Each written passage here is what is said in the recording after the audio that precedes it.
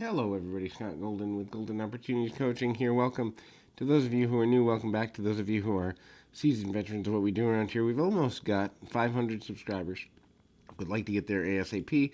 Actually, would love if everybody shared this with one person who subscribed. Then we could get to 1,000 really quickly, and that would mean we could give some money to appropriate charities that need it during these very difficult times dealing with COVID and all the backlash thereof.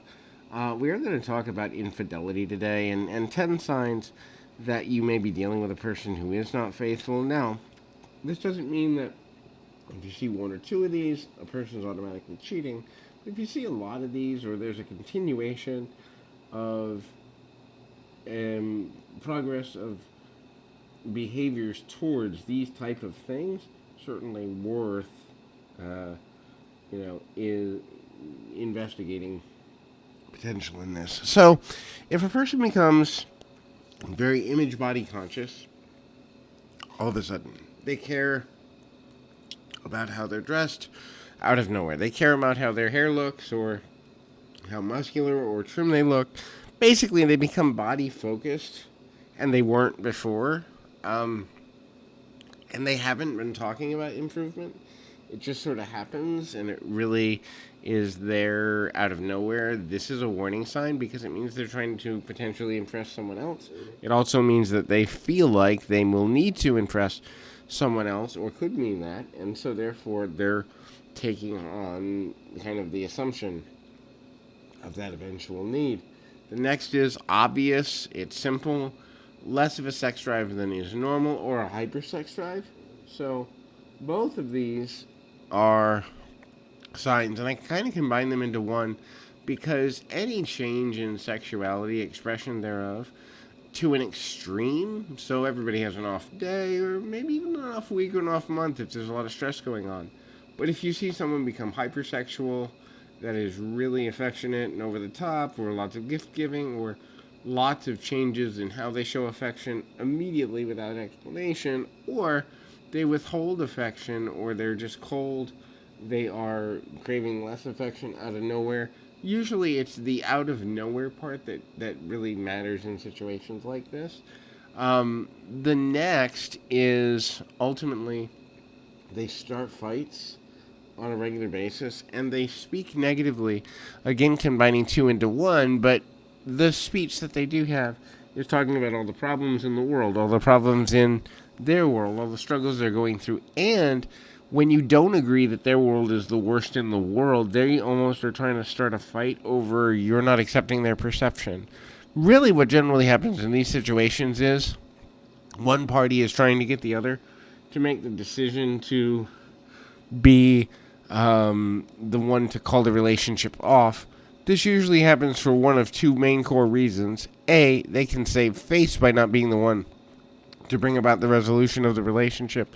And B, if they're a person that has like narcissistic tendency or tendency towards using depression as a leverage tool, they can use being broken up with as a victim mentality to draw in a new potential partner. And I mean, how many times, have you been out with somebody and they look for sympathy by saying, "Oh, I'm no good with girls. I'm no good with guys. I'm no good with relationships." And then they eventually talk about how, ultimately they're always the one to get hurt, and they don't show any self-reflection on the mistakes they made.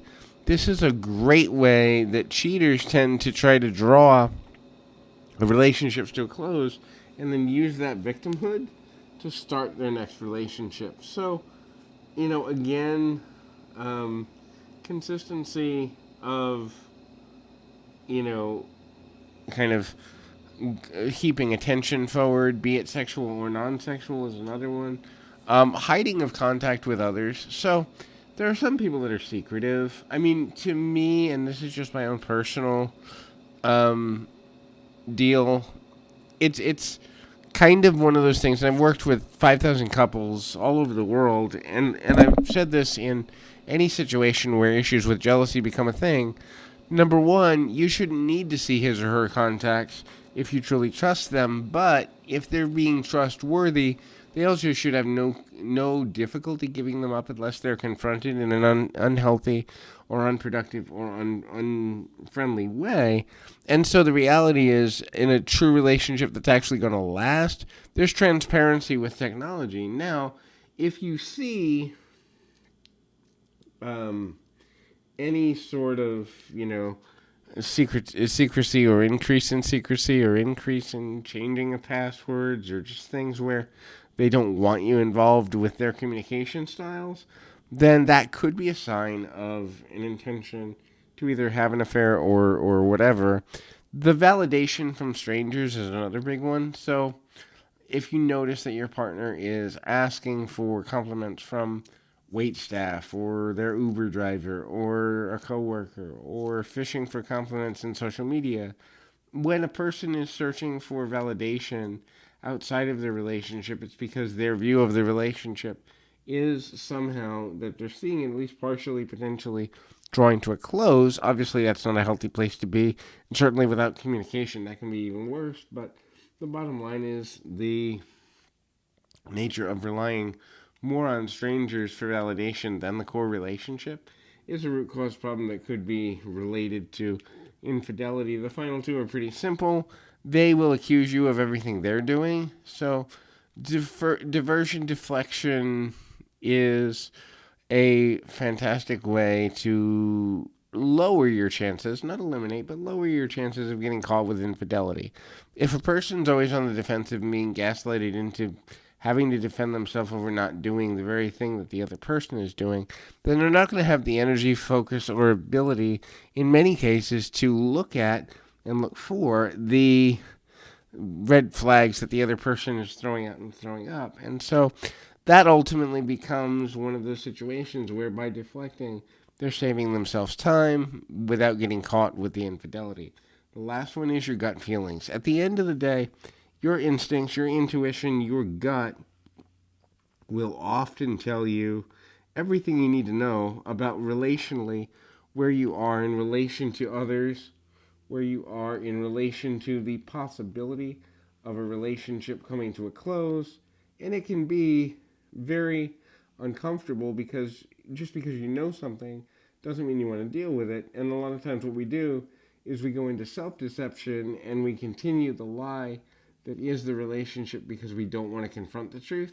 Now, none of this is healthy, and certainly if you've been through infidelity, or you're struggling with infidelity, or infidelity has been a part of your history, it can be exceptionally difficult to confront that emotionally and heal from it, but focusing on healing is essential in order for complete recovery. I encourage you, keep your feet on the ground, your mind in the moment. Until next time, everybody.